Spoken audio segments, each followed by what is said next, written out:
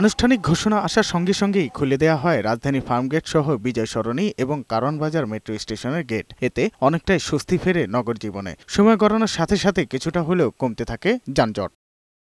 যদিও metro rail যে নগর জীবনের অন্যতম অনুষঙ্গে পরিণত হয়েছে তারই প্রমাণ দিয়েছে সকালের যানজট। মেট্রো না পেয়ে অনেকে বিপত্তিতে পড়েন, তেমনি দুর্ঘটনার প্রাণহানিতে আতঙ্কিত পথচারীরা।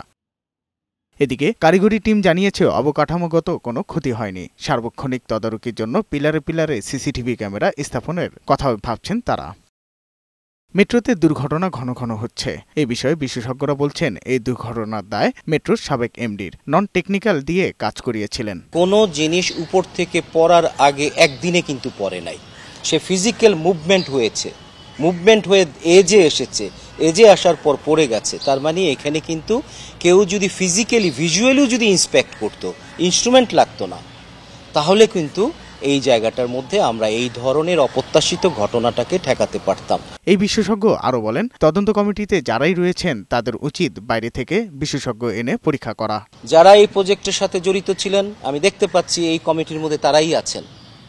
কিছু কিছু মন্ত্রণালয়ের নন টেকনিক্যাল লোকও আছেন, যেটা টেকনিক্যাল, যেটা অনেক বেশি প্রযুক্তি নির্ভর এবং এই কাজের অভিজ্ঞতা সম্পন্ন ইন্ডিপেন্ডেন্ট। আমি যদি বাইরের থেকে কনসালটেন্ট এনে এটার অডিটটা করতে না পারি, আমি বলবো আবার আগের মতোই আমরা হয়তো সিমটম ওরিয়েন্টেড কিছু পাবো, ঘটনা ঘটার সম্ভাবনা থেকে যাবে। রোববার দুপুর 12:30টার দিকে ফার্মগেট স্টেশন সংলগ্ন 433 নম্বর পিলার থেকে বিয়ারিং প্যাড পড়ে এক পথচারী ঘটনাস্থলে নিহত হন।